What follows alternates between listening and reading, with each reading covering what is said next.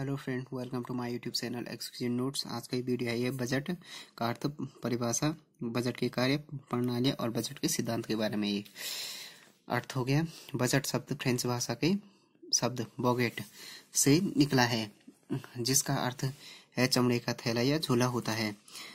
सन 1733 में ब्रिटेन के तत्कालीन वित्त मंत्री सर रॉबर्ट वालपोल ने अपने वित्तीय प्रस्तावों को संसद के समक्ष प्रस्तुत करने के लिए अपनी मेज पर रखे चमड़े के थैले में से जब अपनी वक्तव्य की प्रति निकाली, तब सदस्यों ने मजाकिया खिल्ली उड़ाते हुए मजाकिया व्यंग्य करते हुए कहा कि अब वित्त मंत्री ने अपना बजट चमड़े का थैला खोला है। तभी से प्रत्येक देश के वार्षिक लेन देन के लिए बजट शब्द विश्व भर के विभिन्न देशों में प्रचलित एवं लोकप्रिय हो गया।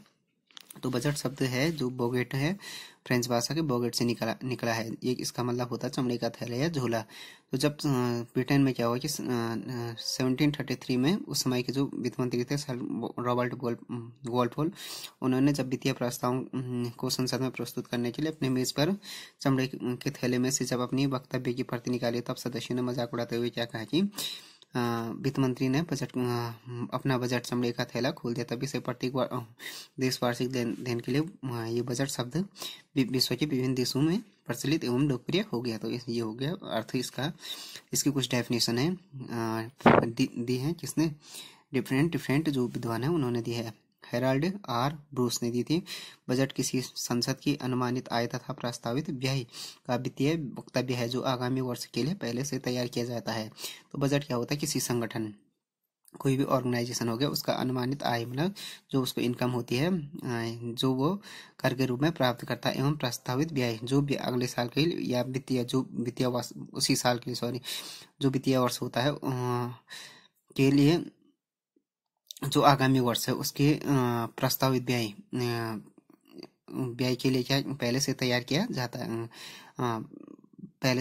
जाता है।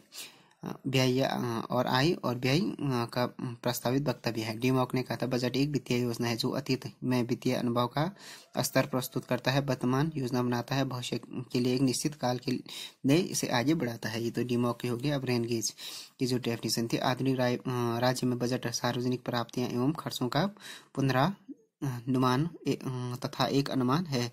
कुछ खर्चों को करने तथा प्राप्तियों को एकत्र करने का अधिकृत है। तो ये हो गया definition and meaning and definition हो गए बजट के। उसके बाद हो गए कार्य हैं बजट के, कुछ फंक्शंस कार्य हैं।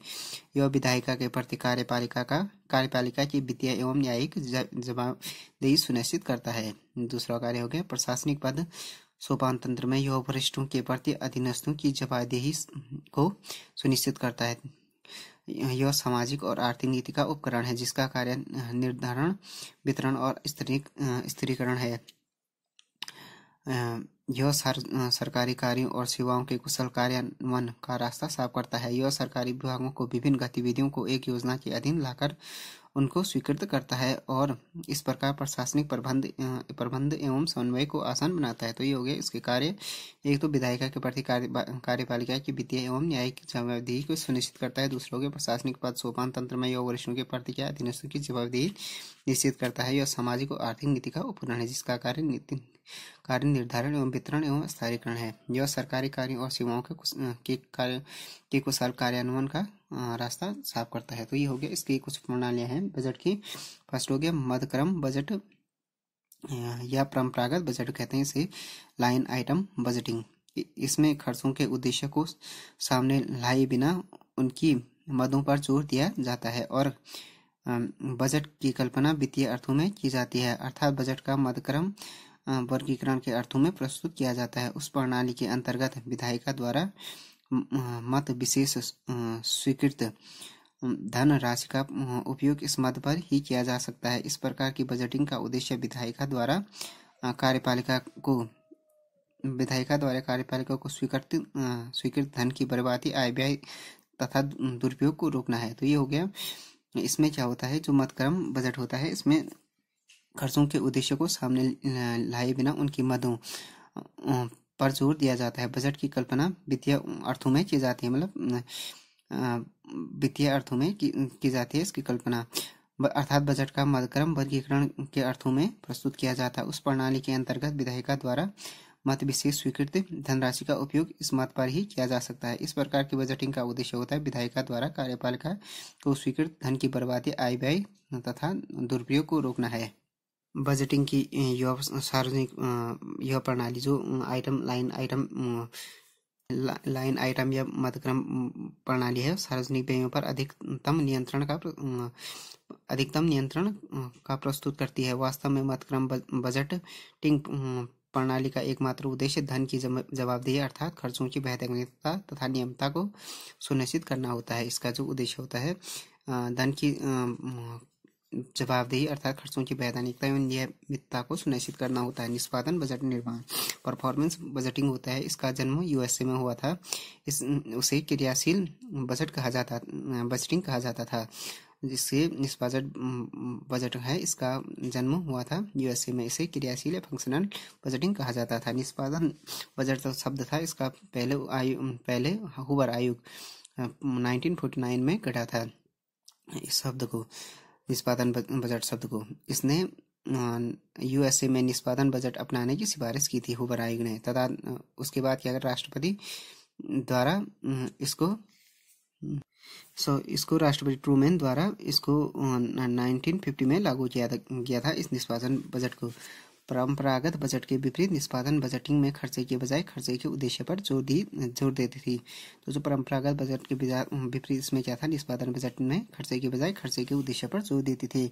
यह बजट को कार्यकलापों, कार्यक्रमों और परियोजनाओं के अर्थों में प्रस्तुत करती थी। यह प्रत्येक कार्यक्रम तथा गतिविधि के वास्तविक निष्पादन और वित्तीय निवेश के पक्षों के बीच संबंध स्थापित करती थी। भारत में निष्पादन बजट की सिफारिश सर्वप्रथम संसदीय आकलन समिति ने 1950 में की थी। निष्पादन बजट को प्रशासनिक सुधार आयोग की सिफारिश पर 1958 में लागू किया। उस आयोग के अनुसार निष्पादन बजट प्रणाली के उद्देश्य निम्न हैं। तो ये जो परंपरागत ये निष्पादन बजट है, ये इसके कम्प्लीटली परंपरागत बजट के विपरीत खर्चे के बजाय खर्चे के उद्देश्य पर जोर देती है। और बजट क्या करते हैं, कार्यकलापों, कार्यक्रमों और परियोजना के अर्थों में प्रस्तुत करती है। यह प्रत्येक कार्यक्रम तथा गतिविधि के वास्तविक और वित्तीय पक्षों के संबंध स्थापित करती है। भारत में जो निष्पादन बजट की सिफारिश हुई थी, ये संसदीय समिति के आकलन ने 1950 में की थी। निष्पादन बजटिंग को प्रशासनिक सुधार आयोग की सिफारिश पर 1958 में लागू किया गया था। इसके उद्देश्य निम्नलिखित है। एक तो क्या, विधायिका संसद के जिन उद्देश्यों एवं लक्ष्यों के लिए धन की मांग करती है, उनको यह अधिक स्पष्टता से सामने लाती है। संसद इस बजट को बेहतर ढंग से समझ सकती है और उसकी बेहतर समीक्षा कर सकती है। इससे सरकार के सभी स्तरों पर निर्णय निर्माण प्रक्रिया क्या हो जाती है, आसानी हो जाती है निर्णय निर्माण प्रक्रिया में। यह वित्तीय कार्यकलापों के प्रबंध नियंत्रण के अतिरिक्त उपकरण उपलब्ध कराता है। अब हो गया कार्यक्रम बजट निर्माण। इस बजट की उत्पत्ति भी यूएसए में हुई थी। इसका सूत्रपात 1965 में राष्ट्रपति जॉनसन ने किया था। 1971 में इसको उन्होंने बंद कर दिया था। बजटिंग की इस प्रणाली में नियोजन, कार्यक्रम निर्माण और बजटिंग के कार्यों को एक कर दिया जाता है। इस बजट व्यवस्था का उद्देश्य प्रबंधकों की इस बात में सहायता करता था ताकि वे अपने बजट के संसाधनों का आवंटन अक्लमंद, पारदर्शिता तथा प्रभावी निर्णय के आधार पर कर सके। कार्यक्रम बजट प्रक्रिया अन्य बजट प्रक्रियाओं से इसलिए भी भिन्न है कि इसका केंद्र बिंदु प्रभावकारिता है। तो ये हो गया। उसके बाद हो गया शून्य आधारित बजट, जीरो बेस बजट। इसका जन्म और विकास भी यूएसए में हुआ था। शून्य आधारित बजट का इसका निर्माण निजी उद्योग में के एक प्रबंधक पीटर ए पियरे ने 1969 में किया। यूएसए में राष्ट्रपति जिमी कार्टर ने 1978 में लागू किया था ये जीरो बेस बजट। इसके अंदर बजट में सम्मिलित किए जाने से पहले प्रत्येक कार्यक्रम या योजना की आलोचनात्मक समीक्षा की जानी चाहिए और शून्य से प्रारंभ कर संपूर्णता दोबारा सिद्ध नहीं करना चाहिए। अतः शून्य आधारित बजटिंग के वर्धनशील दृष्टिकोण जो हालिया खर्च के आंकलन से शुरू होता है, वर्तनशील दृष्टिकोण का अनुसरण करने के स्थान पर सभी योजनाओं की शुरू से पुनः परीक्षा करना शामिल है। के एल हांडा के शब्दों में, शून्य आधारित बजट प्रणाली की मूल विशिष्टता यह है कि वो अपना बजट तैयार करते समय विभागों को किसी चीज को पहले मानकर नहीं चलना चाहिए और इसलिए उनको कोरे कागज से शुरुआत करनी चाहिए। आगामी वर्ष के बजट निर्माण की प्रक्रिया शून्य से शुरू होनी चाहिए, न कि मौजूदा बजट को आधार या प्रारंभिक बिंदु के रूप में मानकर। तो जो शून्य आधारित बजट होगी इसके लाभ इस प्रकार है। यह निचली वरीयता के कार्यक्रमों को हटाती या न्यूनतम कर देती है। यह कार्यक्रम की प्रभावशीलता को एकाएक बढ़ा देती है। इसमें अधिक प्रभावी कार्यक्रमों को अधिक धन मिलता है। इससे कर वृद्धि में कमी आती है। यह पर्याप्त संसाधनों का सुसंगत आवंटन है। तो ये हो गया। इसके बाद हो गया बजट निर्माण के कुछ सिद्धांत हैं। एक तो फर्स्ट हो गया, बजट क्या होना चाहिए, संतुलित होना चाहिए। आय तथा व्यय को उसी वर्ष के बजट में सम्मिलित किया जाए। बजट निर्माण का उत्तरदायित्व कार्यपालिका का होना चाहिए, मतलब जो मंत्रिमंडल या जिस देश में राष्ट्रपति शासन है, राष्ट्रपति अध्यक्षीय प्रणाली है, उसमें कार्यपालिका का होना चाहिए, मतलब जो प्रेसिडेंट से नियुक्त जो मंत्री हैं उनके द्वारा होना चाहिए। बजट का निर्माण केवल एक वर्ष के लिए होना चाहिए। बजट में आय तथा व्यय का पूर्ण विवरण होना चाहिए और उस धनराशि का भी विवरण होना चाहिए जिसकी मांग विधानमंडल ने की हो। बजट में आय और व्यय का अनुमान वास्तविकता पर आधारित होना चाहिए। बजट का अवसान नियम पर आधारित होना चाहिए। तो फ्रेंड्स, ये वीडियो हो गया बजट के अर्थ, परिभाषा, बजट के जो कार्य हो गए उसकी प्रणालियाँ और बजट के जो सिद्धांत हो गए उसके बारे में ये video. Thanks for watching this video. If you like this video please subscribe my channel and like, share and comment on this video.